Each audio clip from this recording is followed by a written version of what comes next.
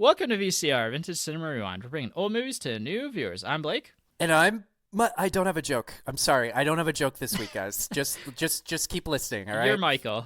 I'm Michael. That is who you are. Unfortunately, yes. And this is part 2. This is our deep dive of Last Night, one of the great Canadian movies of all time. Woo! It sure is. So if you've never seen this movie and, unless you've listened to our primer episode, you probably haven't, highly recommend going back and checking that out. But I would widely recommend this movie to a lot of people. So this is a great movie, and I don't want to spoil all the things that are about to happen. So go watch the primer, then watch the movie, and then come back. yes. Okay? There's always homework. Sorry. There's always homework. As a professor, that I should start incorporating that into my lectures. Just being like, there's always homework, guys. Here you go. That's great. All right, well, let's get into it. Front of the camera, working our way back. Where do you want to start with Last Night? I'll give you the option since this is your movie. I actually want to start with Craig. I feel like this recent rewatch, he might have been my favorite character. Interesting. Or at least I found his scenes to be the funniest, let's say. I would agree with you. So Craig is the character who is living out his final hours, final days, and final months, presumably, just trying to experience every sexual fantasy that has ever crossed his mind. Here's how I describe Craig, is that he is fucking his way into oblivion. He is fucking his way into... I particularly like... So the movie starts at 6 p.m., and it's sort of like this movie is like... It's not like he invented this technique, but it's almost kind of like a Tarantino movie where there's like title cards that like separate the different chapters of the movie, right? Right. So it's like 6 p.m., 7 p.m., 8 p.m. So the movie starts at 6. We have our first act, let's say. Mm-hmm. Then we cut to Craig at 7 p.m., I believe. And I particularly like how we slowly realize what this degenerate's deal is, right? So it opens with Craig alone in his apartment. He's like, primping himself by the mirror. Yeah. He welcomes like a young black woman into his apartment. Mm-hmm. And he has that great line where he's like, "Do you want drinks? I have drinks." He sort of sits down on the couch and he's kind of just like explaining how he knows her. He's like, "Oh, like we met before at this party." And it's very much like pre-coital energy where it's very kind of awkward and stilted. But then, so when your first time watching it, you're kind of like, is she like a call girl? Like, what is this, right? Right. They go into the bedroom and he basically is like very awkwardly saying like, "I'm not doing this just because you're black." And she just kind of says, "Yes, you are." And then she has that great line where she's like, "It's okay. I just wanted an orgasm today." And then... Yeah. And so, like, obviously, while he's exploring his sexual fantasies, everybody else who's kind of in this world and also kind of fulfilling any sexual fantasies that they have in their last day, like, everybody's on board. Like, Jess kind of felt uncomfortable by some of his scenes, but I was like, everything's consensual here. Like, there's not, like... he's not going out and doing nefarious things with anybody. He's like reaching out to people and he's like, "Hey, so, I've got this proposition for you. Yeah, do you want to do this?" Right? And then it's really funny. After that, his old French teacher comes over and they have a weirdly it's kind of shockingly tender how, she's kind of just like, "Oh, you were always one of my favorites, and like, clearly I was one of yours." And I think what I like the most about this movie, perhaps even more than the characters, is the tone, right? Mm-hmm. It's a funny, quirky movie, but there's this quiet sadness in the background because we're all gonna fucking die, right? This go around, like on this rewatch, I particularly enjoyed the conversation Craig has with his old French teacher before they bone, where she's asking him like, "Well, like what are you doing? Like, what did you do?" And he's just kind of like, "Oh, And he seems kind of uncomfortable with the question. He's like, "I mean, I finished school finally, and then I took a couple years off." And he has this line where he's like, "So, like, I guess I would have been a doctor." Right. And it's kind of just like, oh, yeah, the world is ending. Like, Craig is a young man who his life is about to be taken away from him. And I mean, as a slight tangent, like, I actually found the teacher is one of the best minor characters of the whole movie. Like, I actually thought that there was a lot of intention behind her character. Like she goes and sees Craig, and she's asking him about what he would have done with his life, or what he did with his life. Yeah, because Craig is probably like, what, 25, 30, something like that. Like, he's a younger guy, and it's all... Yeah, and there's something like poignant even about that, about this teacher spending her final hours, because she has the run-in with Patrick, right? And that's just happenstance, but she actually spends her final couple of hours or hour on this earth, presumably with another student, and seeing how that other student where they've gone since she taught them, essentially. Yeah, that's another great moment. So like the deal is, at some point, Patrick and Sandra Oh, her character's name is just Sandra. They have to go to Craig's because she needs a car so she can get to her husband, and like they're waiting outside while Craig and the teacher are finishing their risky business. And then it's almost kind of like there's something like poignant but also like shockingly casual about that moment. So like she leaves Craig's apartment, she sees Patrick, and she's like, "Oh, Patrick Wheeler." She's like, "You look like you're waiting for the principal again." And then she's like, "Oh, like, let me have a look at you." And then again, there's that moment though where she gets in the elevator and they all kind of say like, "Au revoir." And then the camera lingers on her for an extra few seconds, and then she just kind of lifts her hands and goes like, "Bon voyage." I really, really, really like how Don McKellar chooses to handle the angst of this movie, and that it's very like, it's very kind of like, there's no big melodrama. It's very just subtle and like quick. There's like an inevitability here that like every conversation kind of ends in a very final goodbye. However, every character is choosing, I don't know, like a little bit, every moment shared between characters means a lot, right? Yeah, there's another great moment that I just kind of really zeroed in on this rewatch where, so Patrick attends this final dinner with his family, and he decides, like the sad sack that he is, that he wants to live out his final moments alone in his apartment. So his sister and her boyfriend give him a ride home. He says goodbye to them. He starts to walk away. And then his sister, who's driving, like rolls down the window. And we just kind of see this from like a slightly distant wide shot. But she goes like, "Patrick." And then he comes back and she like reaches out and gives him this really like fierce hug. And you're kind of just like, oh, right, this is their last time seeing each other, right?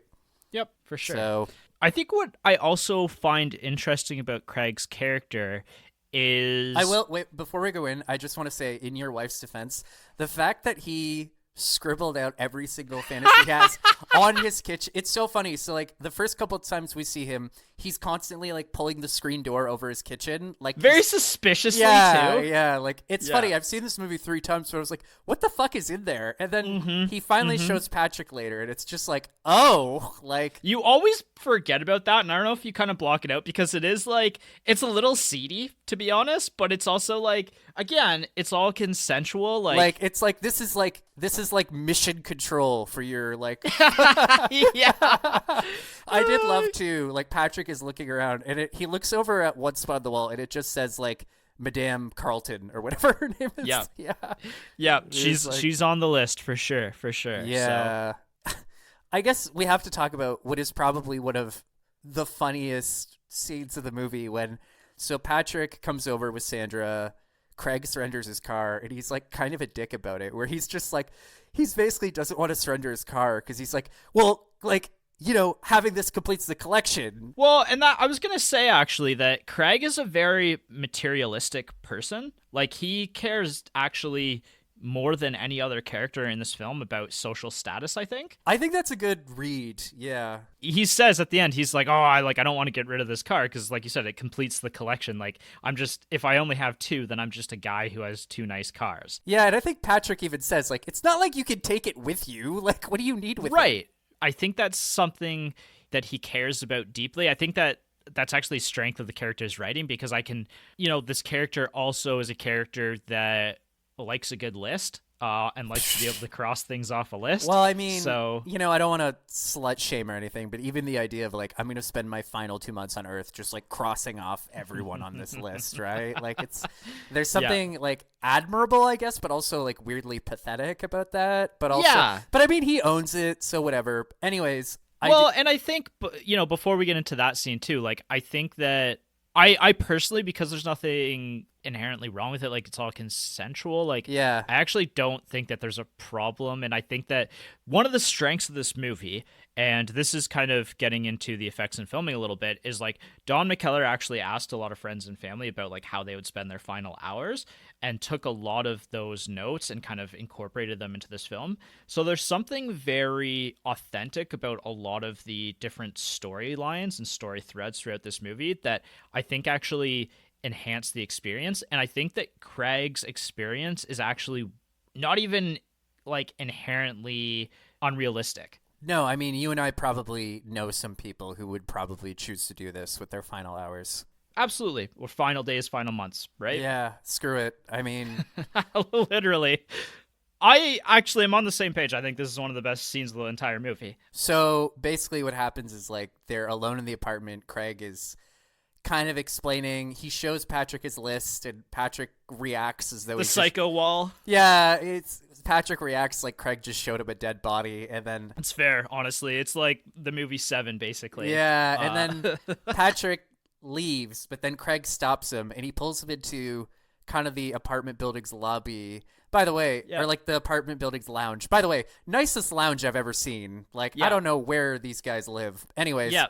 And as before you even talk about this too, I love how the camera just kind of lingers on these two characters having this conversation the whole time. Like it's just like kind of a close up between the two of them sitting together and discussing what you're about to bring up. Right. So then Craig is kind of like, I guess, I was trying to, he basically it's just kind of like, he accuses Patrick of being naive, and he's like, do you want to, basically he asks Patrick if he wants to have sex with him because there's some things he wants to try.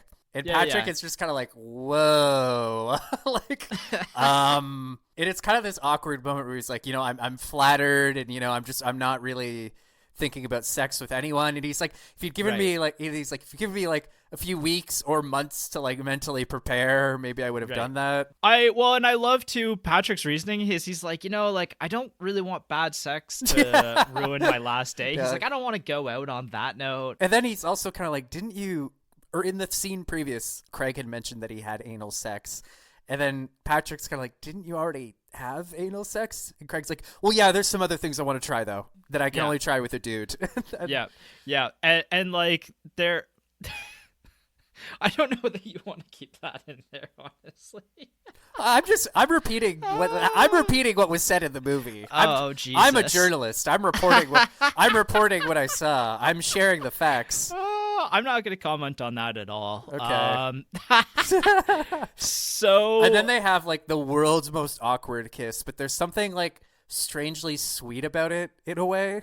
Yeah, it's funny too because Craig's like the thought of like sleeping with another guy has crossed my mind. I'm sure it's crossed your mind before. He's like, we've only got a few hours left. Screw it, right? Like, why not? Let's bone. Yeah, and so Patrick's response is hilarious because it's like it's so authentic too because he's like a friend who's like, I don't want to leave on a negative note with my friend, but also I'm really not down for this. I'm really not. What's the opposite of down bad? Like, not that. It also, I think that scene, as funny as it is, ends with the most poignant delivery in the movie where there is something so, like, shockingly casual about this apocalypse. Like, as Patrick is leaving, he's just like, see you around. And then Craig just says, no, you won't. Yeah. Yeah, I just find something so heartbreaking about that exchange. This is honestly like it's the best scene, but it's also like the most complex because it shows these two characters and like it's actually they share like this incredibly awkward kiss, but like there's not many male kisses like up to this point in cinema. I was going to say that like this is shockingly ahead of its time. Yeah, I'm just one of the criticisms about Brokeback Mountain, the movie that came out in I think it was 2005, so like probably 7 years after this movie. One of the criticisms about it was that the movie was a little bit squeamish on the topic of gay sex, even though it's about that's literally the subject of the movie. Yeah. But like for this movie like 7 years earlier, before the turn of the millennium, to just have two male friends like smooch, like right. and be so like, yeah, like, you know, they're kissing, deal with it. This scene also has one of my favorite lines of the whole movie, where Craig is like, "Oh, really? Fuck off," and Patrick's, "Yep, okay, I will," and like he's like, as he's leaving, kind of thing. Yeah. Can't believe I was considering your skinny ass. Like, yeah. Yeah, it's great. So the whole line delivery and like the play between these two characters is really authentic and funny. And then, like you said, there's like one of the most poignant scenes or moments of the whole movie where he's like, "I'll see you later," and like that's I love that as well, because like it's something that I say all the time, like when I'm talking to clients and customers, whatever kind of thing, or like, you know, different people that I have to work with. And there's so many times where I say that and I'm like, I am literally never going to have a conversation with this person ever again. I'll talk to you later. And nobody ever says, "No, you won't." But I'd like one person to say that to me once. Yeah. Well, it's funny. I don't, you know, sometimes you go on bad dates and they're like, "I'd really like to see you again." You'd be like, "Yeah, definitely." And then you vanish into the ether. Right. You dematerialize into the void. But anyways. Yeah. I think the other part of the scene that actually hurts it a little bit is there is the F slur in it. Yeah. It's kind of set as like an endearing joke, but also doesn't hold up super well. That's like one of the only things in this movie that doesn't hold up super well. It's kind of funny in the sense that like it's the one moment in this movie where you could like, if you could maybe just cut it out, you'd be like, all right, you know? Yeah. So, you know, as a straight white man, I don't want to come in and start mansplaining anything. But, like, if you look at the intent behind the word, it is said in jest. But, again, like, if that's something you're rightfully uncomfortable with, then, like, I would maybe fast forward through this scene. I wouldn't necessarily fast forward through it. It's just, like, it's going to come at some point, and it kind of, like, it may add a little bit of a sour note to what maybe is the best scene of the whole movie. What is otherwise a shockingly heartwarming moment. Yeah. The whole heart of this movie is kind of this budding relationship between Patrick and Sandra. Maybe we should talk about that. So this is my third time seeing this movie over the course of like 14 years. Mm-hmm. I think it's great. It's easily in my top 50, if not my top 30. Wow. Yeah. I will say, though, I saw this movie when I was a younger man, and then I saw it again a couple years ago, almost 3 years ago now, for our big draft episode. Let's just say this is my first time seeing this movie as a man in his 30s. I will admit, like, did you buy the relationship between Patrick and Sandra?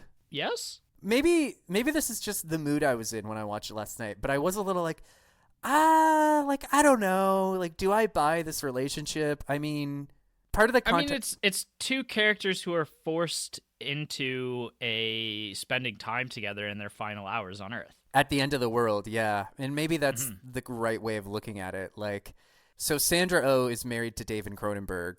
Spoilers. It's a spoiler episode. But she kind of implies that, like, they got married. They met at a party 2 months ago. Another thing I particularly like about this movie is the world building.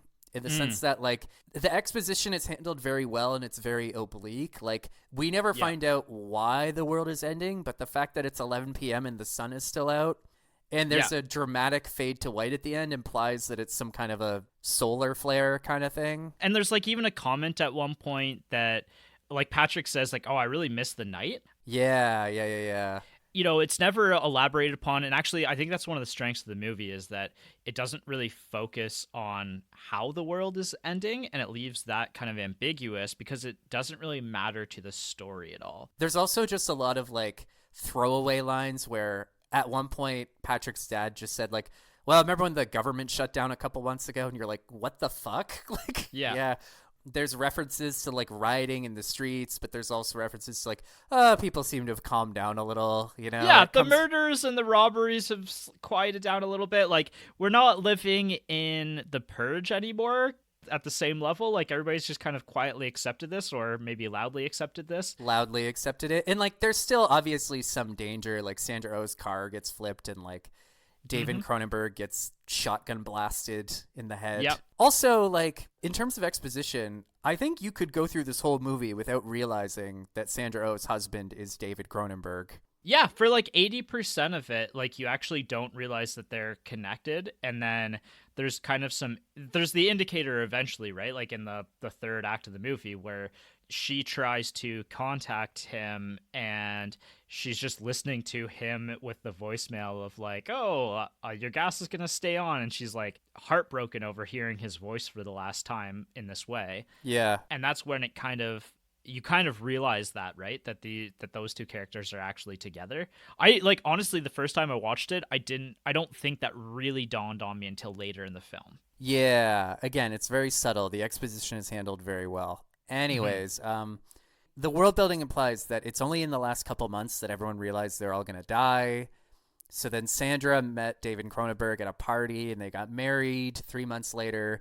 And then she's now carrying his baby just because, like, she basically just says, like, just because she wanted to know that she could.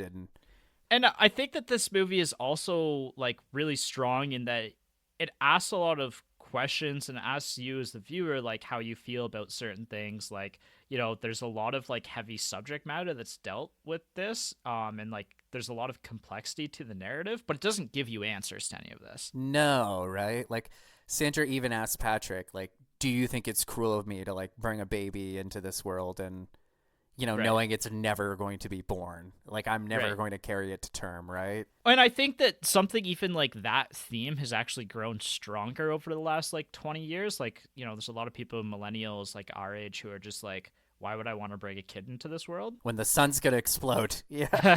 Yeah. So the whole second act of the movie is dedicated to finding Sandra Oh a car. And then it immediately, like, she's, like, the streets are just clogged with revelers and, you know, she's almost attacked and she has to go running back to Patrick. And, yeah, they're basically forced to spend their final moments together. And the whole movie she's carrying around this little briefcase. It turns out there's a gun in there. 2 guns, because they're planning on committing suicide together, which is another, like, one of those, like, you know, tough subject matters that this movie explores. Yeah. And going out on your own terms versus letting the world take you. I have a slight criticism, and I'm just thinking of it now. So, you know, she's driving Craig's lime green fuckmobile through the streets. It gets stalled. She gets attacked by, like, accosted by somebody. And then, apropos of nothing, Patrick's sister's boyfriend shows up and cracks the guy over the head with a shovel. Yeah. And he's kind of like, are you okay? Like, what's going on? And she just, like, holds up her briefcase and she's like, I have a gun. And, like, it's funny, but I thought, like, it might have been a better reveal if she had just pulled out a gun and, like, brandished it at that guy, right? Like, it's a fun way to bring, you know, the boyfriend back into the swing of things, but I just thought it might have been a more powerful reveal if you're just like, oh, fuck, that's a gun. I don't have a problem with it because I think that there's something to be said about, like, the shock of being in a situation like that and, like, fumbling the ball because you're like a little bit in shock and like really, like, upset in that situation where you actually don't pull out the gun, like, you just, like, threaten it in a silly way. Yeah, really. Maybe it's not so much that I don't believe Sandra Oh and Patrick.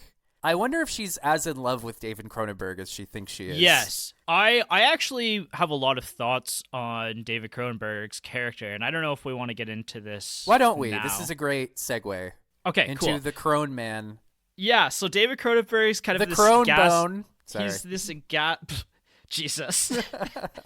So David Cronenberg's character Duncan is, like, a gas executive, and he's spending his last hours before getting off of work just reassuring people that the gas is going to stay on. And pretty much going directly to voicemail each time. Yeah, like, every single time, too, without fail, almost.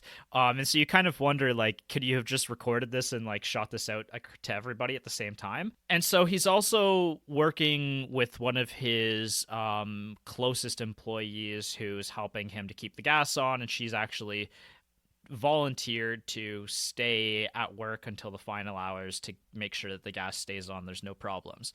The first time I watched this movie, I was having a hard time getting a read on David Cronenberg's character. Like, I think that's slightly by design. Yeah. I couldn't decide, like, why his character, like, what his motivations were. And, there's later in the movie, like, Sandra Oh is desperately trying to get back to him, but he seems a lot calmer about everything. For a guy who's about to witness his own untimely demise, he seems shockingly muted throughout the whole movie.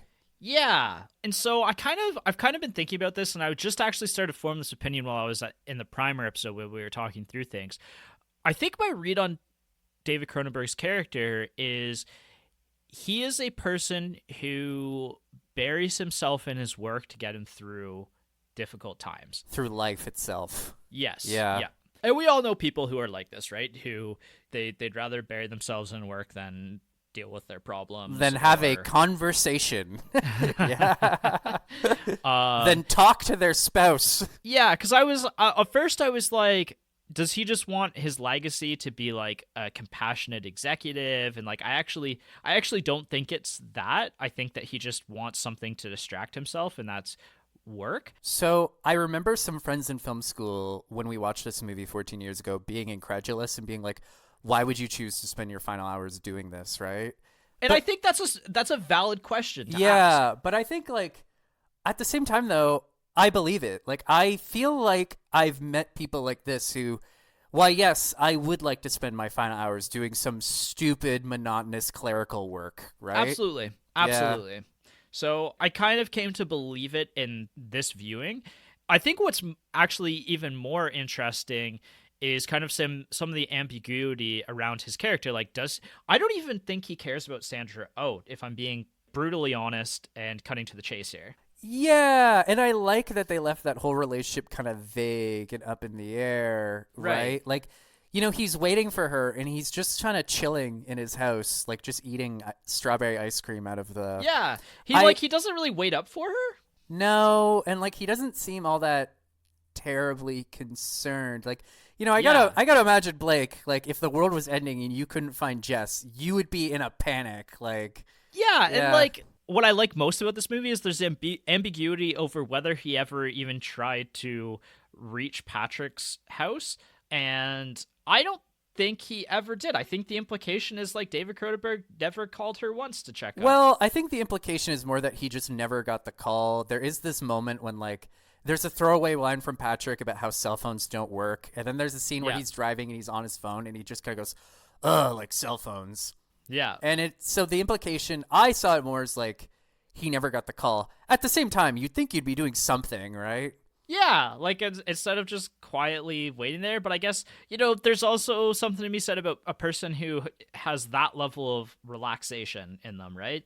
Who is just like so calm about everything. I'm almost suicidally relaxed, right? Yes. So, well, he borderline is, right? Because he hears something at his door and goes to investigate, and it's just some shithead with a shotgun who immediately decides to direct all his wrath at this old man. And what I found interesting, and I didn't really notice this on my previous viewings, is that, like, Cronenberg, you could very easily just shut and lock the door. Jess brought that up too, and she was actually like, this is taking me out of the scene, and I was like, but here's my pitch to this is a man is holding a shotgun up to you from, I don't know, 15 feet away max, and you're standing there, and yes, you could close the door, but the second I think you reach to the door, lights out. And so I also think that, again, I don't think David Cronenberg cares. And I think he very vocally says, I don't care what you do to me. We're all going to die anyway. Like, yeah, he just says, I'm not afraid of you. I'm not afraid of you. Which is, like, I actually think this is my second favorite scene of the whole movie. Mm-hmm. I love how it's shot, actually, as well. Like, with David Cronenberg moving in and out of the light. And, like, there's something very eerie about his character in this moment. Yeah. This is one of the more poignant, distressing moments in the whole movie, right? Right. To me, my counter, not that I'm a fucking military expert, but like if years of playing Halo and other first-person shooters have taught me anything, it's that a shotgun is a short-range weapon. I think he could have very easily just slammed the door shut and locked it. No, I don't agree. So I think, yes, okay, like it may be a very slight, like, Deus Ex Machina. Yeah, it's not quite that, but like it is definitely a little, like, ever so slightly contrived. That's the word I'm looking for. Well, to me, I read it more as like, David Cronenberg just didn't fucking care. It's like I agree. I don't think he cares at all. Like, you want to come in here and shoot me? Fuck you, do it. Yeah, and I think there's something like there's almost something scary about his nonchalantness to the end. Yeah, you gotta show some emotion, dude. I did want to bring up, it seemed like there was some kind of chemistry with him and Donna.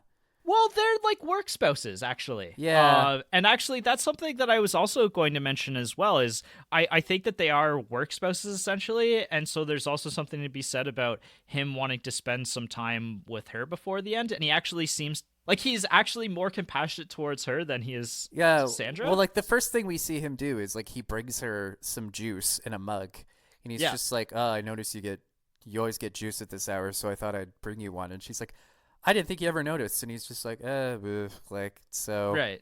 And then they have that kind of cute moment where it's 6 p.m. and she's like, no matter what I'm doing, I always have a drink at 6 p.m. Which, by the way, Donna, I think we need to send you to some meetings or something. But, and he's kind of like, oh, like, you bad girl. And then she's kind of like, well, do you want one? And he's just like, no, I got to go. See you around. Yeah. And then, but then they hug, and it's like the most tenderness we ever see him showing towards anyone. Yeah. So I think that their relationship's really interesting. I think she's a really interesting character too, right? Because like she at first viewing, I thought she was the character who was just like burying herself in her work. But I actually kind of wonder if maybe she does have a little bit of a crush on him. Yeah, I can definitely see it. You know? Yeah, and so like I think that in part, yes, like she could be compared to him in the sense that I think she does a little bit bury herself in her work to get her through this time, but you know, she seems to be like a pretty like solitary, like doesn't have a lot going for her either necessarily. She doesn't seem to. Well, after he leaves, we see a couple shots of her just kind of putzing around this fucking office, and it is kind of just like there's something. She seems isolated, you know? Yeah, and like it's expanded upon too because she's eventually like Craig's last relationship in the movie. You know, she's the virgin. Like he ends with the virgin at the end. Craig is also like very sweet to her too. Like he's very much like, how do I know what you're saying if it's true? And she's like, well, why would I lie? And he's like, ugh, people lie. And then she starts to storm off, and he's kind of like, I mean, I'm just like, you're so beautiful. I don't believe that you're a virgin, you know? Like maybe if you were older. Yeah. And I was kind of felt good for Donna in this scene where I'm like, okay, like you do seem like a very solitary, very isolated person, but like in this moment, someone wants you. Like someone is choosing to spend their final moments on Earth with you. Yeah. Like I think that's kind of the triumph for her is that she gets to actually spend some time with somebody else. There's that great moment where Craig shares that with Patrick, where he's like, I want to have a mutual orgasm with someone. And Patrick's just like, well, then I better get out of here. Or it's like, I better let you get back to work. So going back to Sandra, like, it's funny because I think that Sandra cares a whole lot more about Duncan than Duncan cares about her. In a sense, I also feel like in some ways Sandra is kind of in this relationship for the wrong reasons too. Like she's just kind of like, she's also fulfilling a fantasy of like getting through the rest of her like big life moments and getting to at least experience them. I gotta imagine a lot of single people would shack up with slightly incompatible relationships if they knew the world was ending. The COVID relationships. Hey-o. I had a couple of those. So I guess I'm reneging on what I said. So then at the end, when her and Patrick are together, it is a shockingly sweet moment. They're about to shoot each other, but then at the final moment, they instead just lower their guns and kiss, and then we fade to white. There's something shockingly sweet about that moment. It's pretty powerful too, because like I think her character motivation is doing things on her term, right? Like the whole movie, she is essentially trying to get back to David Cronenberg so that they can kill themselves. Yeah. At midnight. Yeah. Yeah. And be the ones to take their destiny in their hands versus be subjugated to the end of the world in the other way. And there's something powerful about her kind of accepting her fate at the end and choosing instead to have her final moments be like happy. Yeah, like this tender, loving moment between her and Patrick, right? Yeah. I want to bring that up. This is something that I learned when I was studying Canadian cinema, is that is kind of just a recurring motif throughout a lot of Canadian cinema. Just this idea that like So actually, funnily enough, the movie Armageddon came out the same year or maybe a year Yes. The movie, the Michael fucking Bay movie Armageddon came out the same year as this movie. And what's that movie about? It's about an asteroid is coming to Earth. So what are we going to do? We're going to send Bruce Willis up there and he's going to blow it up. Yeah. It's funny looking at the contrast between those two movies in the sense that, like, American cinema tends to be very reactionary and very like, oh, there's a problem, let's go stop it. Or like, there's a bad guy, let's go fucking stop it. Team America, World Police. Woo, America, fuck yeah. By contrast, a lot of Canadian cinema, there's this sense of slight powerlessness that hangs over it.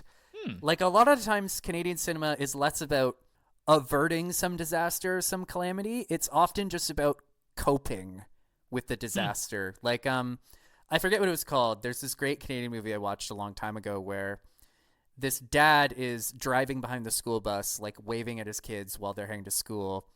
And then the school bus hits a patch of black ice.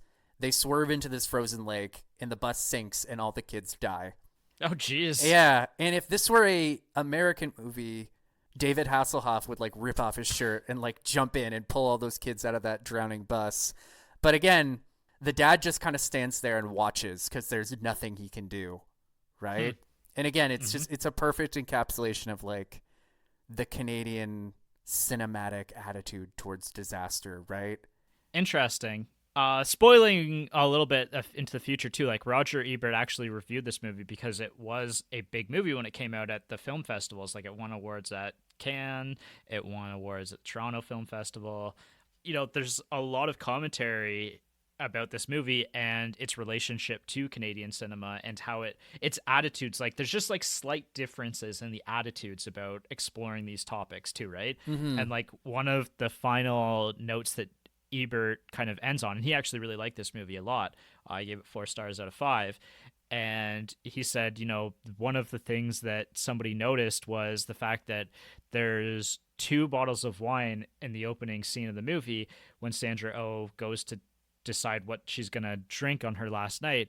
And she actually looks at both of them, assesses both of them, and only takes 1 bottle of wine. It leaves 1 bottle of wine for another person to use on their last night, presumably. And there's something like very courteous about that. Something very polite. Yeah. Yeah. That like there's a Canadian politeness about that wouldn't probably translate in American cinema. I didn't really latch on to that moment, but that's really interesting. You know, it's always fascinating hearing other people's takes on movies. So, and I hope that that's what people are enjoying about us. But, you know, and even getting to that point, like, should we talk about Patrick a little bit now? Like, we haven't talked about the main character the whole movie. I guess we haven't, have we? No. And I genuinely, I think Patrick's one of my favorite characters of the movie, despite all the discussion we've had about everybody else. Like, and so Patrick's kind of a character that when it opens, the movie opens, like, he's obviously depressed, right? Like, well, the first shot is him just laying on the floor, like, yeah, which, by the way, it looks, if you're ever wondering if your homie's depressed, if he lays on the floor staring at the ceiling, something's going on. Yeah. Something just happened. Yeah. So that's why I own a hammock, so no one can tell I'm depressed. Nice. I don't own a hammock. Anyways, I like Patrick because, so we find out later that his wife was a school teacher who died of cancer. Yeah. Which is like, I love that Sandra Oh asked him, like, tell me about the big tragedy of your life. And she's like, there's something obviously like has happened to you to make you the person that you are now. Right. Right. And that is the great tragedy of Patrick's life. And I love that quote. I think that's like an all-star quote from this movie. You know, it is kind of like when that shoe drops, when you realize, oh, like, Patrick's miserable, but he's also like kind of somewhat anticipating the end of the world. Well, so that it's all what over. I like about Patrick is that, like, when the movie starts, for him, the world's already ended. Yeah. Like, the world ended for him a long time ago, and he's just still persisting, right? Yeah. So it makes sense why a guy who's that beleaguered and that aggrieved would just want to spend his final moments alone. Mm-hmm. I actually think it's beautiful that the final shot is him kissing Sandra Oh, in the sense that, like, here now at the end of the world with the sun ending, he has finally opened himself back up. Yep. It's like he learned to live again in these final moments. Yeah, and that he is allowed to live again. Mm-hmm. So yeah. Yeah, like there is something beautiful about that. I do love there's all these like children's drawings on the walls, and like there's a shot later on where we get a close up of them and they all say like, "Oh, get well soon," or like "feel better," blah blah blah blah blah. It's one of the deeply saddest moments of the whole movie is when you really understand Patrick. Yeah, or like and Sandra says like, "Do you have kids?" And he's just like, "No." She's like, "Well, I mean, the drawings." He's like, "Oh, those were done by other people's kids." Yeah. So yeah, which is like kind of bitterly funny at the time, and then you kind of again it explores what that really means, right? Yeah, and that's kind of all comes out in the third act, which honestly, like this movie has probably the strongest third act of an apocalypse movie debatably ever. Potentially, yeah. Like every character's kind of snaps right into focus at the end, and you really truly understand each character by the end of the movie. I think from a storytelling perspective, it's shockingly profound because, like, what would you do with your final few hours? And, like, you really, how someone chooses to spend those final moments tells you quite a lot about them. Yep. Like, are you going to pray with your family? Are you going to party in the streets? Are you going to shoot Sandra Oh? Like, what are you going to do? Yep. And, you know, even, like, Patrick's parents have that moment where they're trying to get a hold of Patrick and, you know, they have a brief call and Patrick's like, "Oh, there's somebody here, I gotta go," kind of thing. And Patrick's parents' moment, like their final moment that we see really of them, is them just kind of being happy for Patrick that he's finally maybe opened himself up. Yeah, they're like, "Oh, there's a girl." Like, whoa. Yeah. So yeah. With Sandra, like, you're right. Like, I think that she maybe was in that relationship for the wrong reasons with David Cronenberg's character.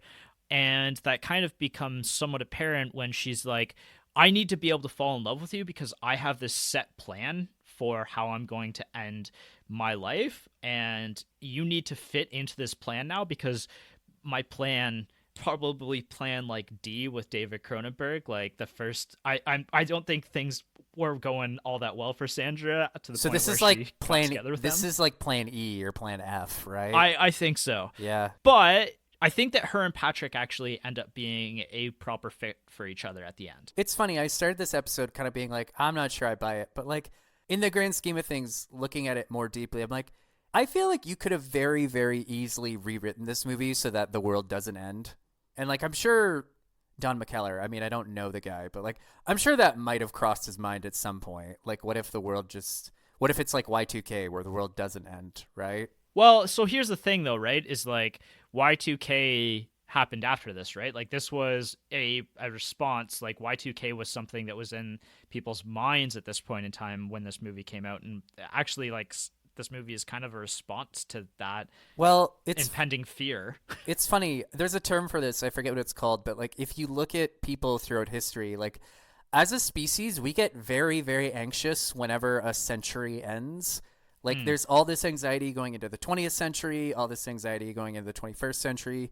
If you and I are regrettably still alive in like 2099, like going into like the 22nd century, people are going to have tons of anxiety about that. Like Dracula was partly written as a response to like 20th century anxiety. So one of my favorite quotes of the whole movie is actually with the two older women at Patrick's house. I think it's his grandma and maybe like an aunt or a friend or something. Grandma's like that. friend, yeah. You know, they're just kind of reminiscing. It's their final shot in the movie, and I think it was really intelligent to include this bit in there because they're kind of just reminiscing, like they're just watching old videotapes of Christmas that they had, and that kind of alludes to the earlier, like, you know, Christmas being a very important day for this family, as it is for, you know, a lot of people. But sure, but it was particularly important for Patrick's parents that they shared all of these Christmases together. And like, I thought actually there's something somewhat profound in his parents spending their last day to pretend to be Christmas, to like try to like, you know, capture that magical moment. That it's so funny because Patrick shows up late and his mom is so upset. She's like, "Imagine being an hour late for Christmas," and he just goes, "Well, Mom, first of all, it's not really Christmas."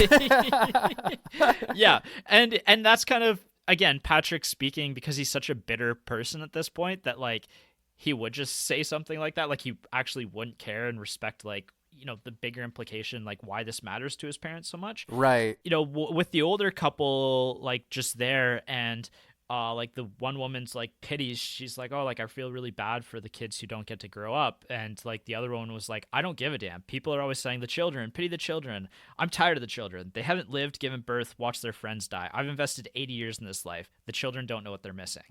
That line actually kind of hit me like a truck. I was like, that's so profound, that you're nearing the end of your life, like you when you're in your 80s, like you have 80 years of memories and like all these special moments that have happened and everything, and like as a kid you're still learning and experiencing things, and like I don't know, I just that kind of like really hit me. That line has always stuck with me, this idea of like, fuck them kids, like, yeah, like I'm nearing the end of my life, but like I've lived this crazy and wild life and I'm gonna miss it, like I'm gonna miss having all these memories and everything. I don't know, I just really, really, really poignant moment. Yeah, from two characters that I don't even actually I don't know their names. Yeah. Well, they crushed it. Yeah. Yeah. There's other little moments and other characters, like we've talked about a lot of them, but the marathon lady's like really one of the only characters left that we haven't talked about at all because she's very minor. But I actually really like this character, like this woman who spends her last hours just running a marathon essentially, and like constantly reminding everybody of at one point someone's end. Like, she's like, 1 hour left, and some guy's like, shut up. Like, yeah. Yeah, it's almost like so her and like David Cronenberg leaving the messages, it's almost like a refrain in a song where it keeps like, you keep coming back to it over and over and over again. I also do love, like, at the very end, she's running alone through this empty street, and she just lifts her arms and she shouts, "It's over." Right. And then the world explodes. Yeah, it's like she's completed the marathon. Yeah, good for her. Oh, I did have one question for you, because I know when you sold me on this movie, there was the woman and the daughter on the streetcar, and I know that you really loved the quote when you brought this up in the movie draft, like, and like Sandra hops on the streetcar to hopefully get home that way, and after like a minute or two she's like, are we ever leaving, like where's the bus driver? And they're like, what bus driver? Yeah. How did you read the scenes with those two characters? Because I personally, 2 watches now into it, like I don't know that needs to be included in this. Like I actually don't think, I think those are the 2 weakest characters of the whole movie. I disagree. I do think there is something hauntingly poignant about that moment. It's this mom who kind of looks like Michael Jackson, and her 12-year-old daughter, and they're just sitting on this bus, and I read it as just like the mom is having like a psychotic, she's just kind of mentally broken down, and her poor daughter is trapped there with her, like and then we do see like later on some like hooligans are like tipping the streetcar over or something, so right, presumably they got out. I like that just because, this movie is shockingly upbeat considering the subject matter, but I liked that moment in other moments similar to it because it reminds you of just how dire the situation truly is. Okay. Yep. I also feel like there's this weird theme in this movie, and I can't really articulate it, of like people choosing to still go through the motions even though the world is ending. Like we've got these 2 sitting on the streetcar. We've got, the Christmas dinner, even just the little things. When Patrick has his final phone call with his dad, he's like, I love you, see you later. Yeah. Again, just like stuff like that, right? So I do think it adds quite a bit to the movie, and I'm glad it's there. I'm going to have to watch it again with maybe some of that knowledge and think about it. Like that's the one thing that I still haven't fully wrapped my head around yet. Well, I like it too because it's ambiguous, right? You're just like, whoa. It's just, there's just something very disquieting about that scene. I also just like the bratty teenage daughter being like, I hate this. But I mean, to her credit, like the world's about to fucking end. So yeah, I also think that that's maybe the worst performance of the whole movie. So I believed also it. I don't like. Maybe I've just met more bratty people in my life, but I believed it. Fair enough. I was worried we wouldn't really have much to say about this movie just because it seems like we have less to say when we both really like a movie, but there's a lot under the hood of this movie. There is, and like there's going to be stuff that I think about in the coming weeks that I'm like, I wish we had talked about that. Maybe we'll talk about you know what? Again. I am going to bring this up actually before we move on. So Madame Carlton, the French teacher. Do you think you could make that scene nowadays, or would it rub people the wrong way? That's a great question. So basically the whole premise is, and like you've seen the movie, so like I don't have to go too into it, but like I was talking to our viewers, Blake, not you. Shut up. So basically he just hit up again, he's like 25, 30, something like that. He hit up his French teacher for some end of the world chicanery and snoo. And it is a snoo. Yeah, I know. It is, again, it's shockingly there's something shockingly tender about it, but in light of like recent things that have happened in our culture, I was kind of like, ugh, like, could you get away with this in this day and age? I think that the movie itself actually does get away with it, shockingly. Yeah. So I don't know. There's not a lot of implication that there was something there when they were in high school, right? No, I mean, because she's clearly a little surprised that he made this so generous offer, but yeah, he's probably like what, 30 at least, maybe even like they're in their late 20s, I think, like early 30s maybe. It's hard to tell because this is back in the day when everyone just kind of looked 35, but like yeah. So I can't decide whether this could be done. This exactly the same as it is in this movie. Like if you literally just plunked the dialogue in the scene into a movie today, I think there would be outcry from the people who are going to outcry for the sake of outcrying, and that's going to be the extent of it. Yeah. I think mature audiences could recognize that this isn't weird and dirty like a weird and dirty situation. I mean, Craig is a weird and dirty guy, but like, that's true.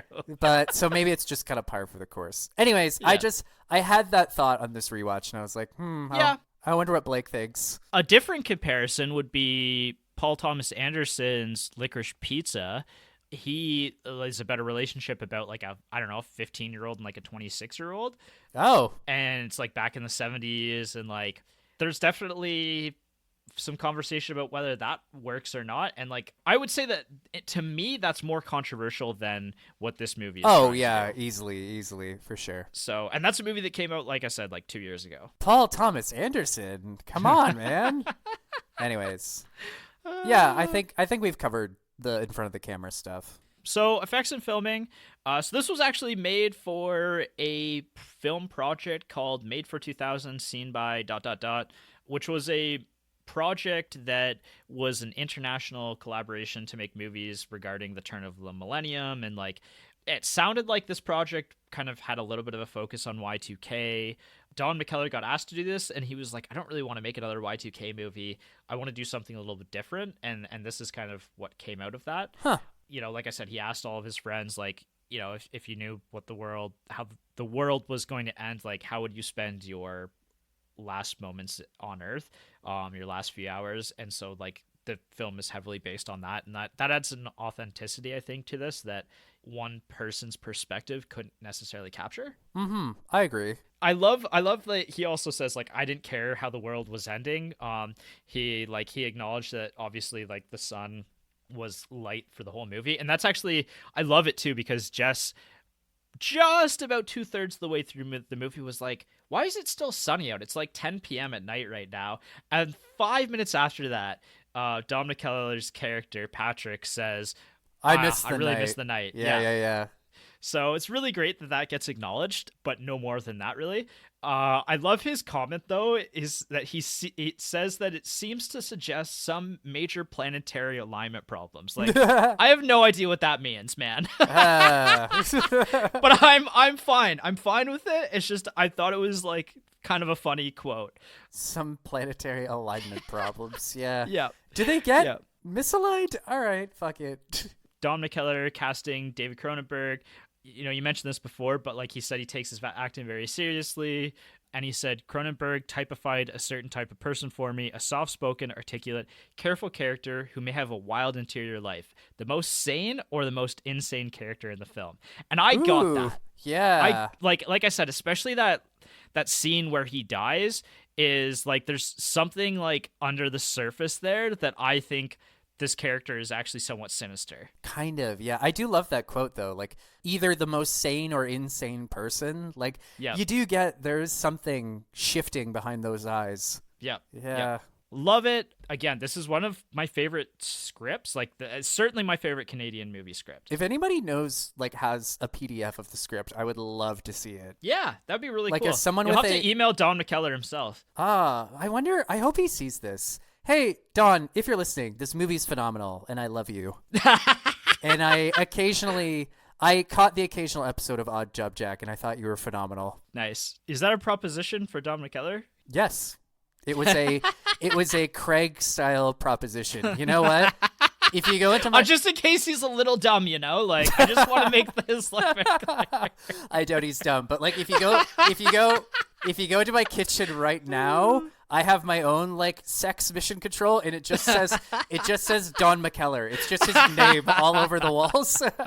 Oh man, yeah, no, Don McKellar's great. Like true icon. I think I want to see more scripts of his and like watch a few more of his movies because I think that he's genuinely like a very intelligent screenwriter. He has a very unique singular voice that I really admire. Absolutely. The legacy of the movie, like I said, Roger Ebert has a full review of it, which is a really intelligent review of the movie, and he hits on a lot of the same points as us, but I can even link that in the episode notes. I think the tragedy of this movie, the great tragedy of last night, is that it only grossed $400,000 in Canadian theaters, which was considered a reasonable sum at the time. It actually did really well in Greece, out of all places. Greece. For some reason. Yeah. But the movie didn't quite make its budget back. Like the budget, I think, was about $2 million, and they made like $500,000 or $600,000, which, again, is an absolute tragedy that this movie is not widely available because it's phenomenal. But it did win some awards. So at Cannes, Don McKellar won an award of the youth, which I don't know what that means. What the fuck is that supposed to mean? I'm pretty sure he was like 30 when this movie came out. Mm-hmm. I guess that's youthful enough. But it won like a lot of Toronto awards or a lot of Canadian Film Festival awards. Like Don McKellar won a bunch of awards. Like Sandra Oh won a few awards for this, and all very well deserved. So yeah, I'm glad that this movie got some recognition. I'd love to see it get more recognition again, because personal reviews and the partner factor, like Jess and I really, really, really like this movie a lot. Mm-hmm. Good. And I'm glad that you showed this to us. I hope that other viewers are going to watch this movie after we've talked about it, because it's fantastic. Like the pacing is perfect. Like this is a movie that doesn't get made anymore. A 90-minute character study that knows when to end. And it strikes again, and I just kind of articulated this while we were talking. I love the tone of this movie. Just like funny, but sad, but sweet, but uplifting, but sad. This is a comparison only in the structure of the film, but there's a movie that I watched from last year called Strange Darling. I watched it like maybe a month ago, and I liked it a lot.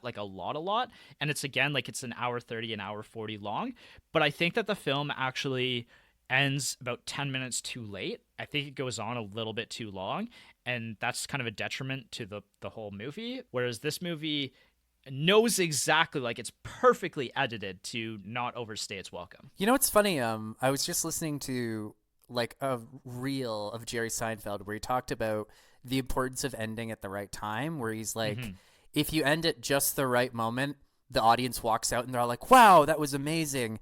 But if you overstay your welcome for like 5 minutes, they just kind of hunch their shoulders and like shamble out of the theater. And that's kind of the beauty of a movie like this too, is like there's an inevitability to the ending of this movie. And we know that this movie is likely going to have a very powerful end to it. No matter how it kind of ends, I think even if like some of the characters maybe didn't necessarily, and I actually don't agree with this, I think all the characters ended right where they needed to. Yeah. But if there's any characters that maybe didn't get a successful ending, I think even with that, like the power of the ending, the bright light and cut to black is like super strong.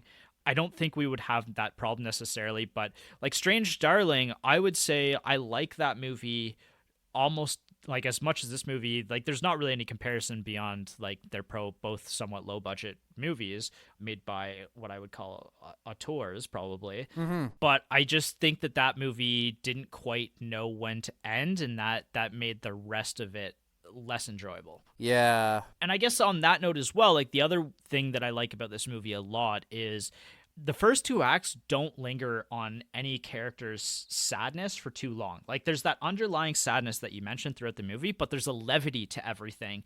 And I think that actually allows the third act to feel significantly more poignant than if like we were just constantly like having high highs and low lows throughout the whole movie. Mm-hmm. There's kind of like this kind of small like dips and like I'm sad now. No, I'm not. Yeah. Like that makes the end much stronger. Yeah, I'm inclined to agree. No, seriously, like I really hope more people see this movie. Absolutely. This is one of those movies where I would put it in that note where it's like, you must see this movie because nobody's talking about it, and I'd love to hear some more conversation about that. Yeah, absolutely. Do you watch this with your mom? I did, actually, because I was visiting home. She didn't like it as much as I did, but... Really? Really? She was okay with it, though, but I don't know. So, no, I'm glad I got to see this movie again. Blake, nothing more to add there. Blake, how would you spend your final hours? Because I've been kicking that question around in my head. Partying. Yeah. I don't know what partying means, like beyond that, having the greatest time ever. I don't know, probably the same stuff that I do now. I don't really like... I kind of had the same thought. I'm like, I don't know that my life would really change all that much if the world was ending. Yeah, I feel like that just means we're at a good point in our lives. I guess so. Where we understand ourselves well enough to enjoy our time that we have and not have too many regrets. Not even one. Yeah, I'd probably just wake up, drink some coffee, get some writing done, and then just be like, well, see you around. There it is. That's all she wrote, folks. That's all she wrote. Well, I'm glad we got to cover this. Our first Canadian movie that we've done on this podcast, I think. I don't know. It might be. Holy shit. It might actually be. Well, yeah, I started on YouTube a new playlist of anything but American movies, so you can check out all the movies that we've covered in the past. And there are some bangers on that list, I will say. I forgot some of the movies that we've covered. Like, there's some great stuff on there. I'm really looking forward to it. I've started to build a list of movies that like I've been meaning to watch that I've never gotten to yet. Like, we are going to cover a Kurosawa movie in like the next 3 months. I promise. Okay. Yeah. I need to see a Kurosawa movie, so I don't know which one's going to be yet, but we're going to do at least one this year. Okay, deal. I will be here for the ride, certainly. Yeah. Maybe we'll do a Studio Ghibli movie at some point too. Like, I'd like to watch more of their stuff. Castle in the Sky, shockingly, like, kind of stuck with me for the last few years. Like, we watched that movie a few years ago, and I liked that one a lot. Oh, yeah, it's approaching 2 years that we've done that. Shit. Yeah, I need to rewatch that one. I liked it. So far, that's actually maybe my favorite Studio Ghibli movie. And I've watched, like, technically better Studio Ghibli movies, but there's something, like, nostalgic about that film in the way that, like, it inspired Mario and stuff, so... I particularly enjoy how that little girl got her pigtails shot off. That's the thing that sticks out to me the most about that movie. I love it. Yeah. No, you're just, like, making me want to watch the movie even more. No, and then the older woman, like the bandit leader, is like, oh, that's happened to me before. I'm like, it has? Oh, that movie's so good. Maybe I just don't get it because I'm like follicularly challenged, but I was just like, okay. That's great. Yeah. Okay, well, tell your dad we had a lot of fun with this one, and we'll see you next time for Bye-bye. the musical or mystery. Woo! Bye-bye.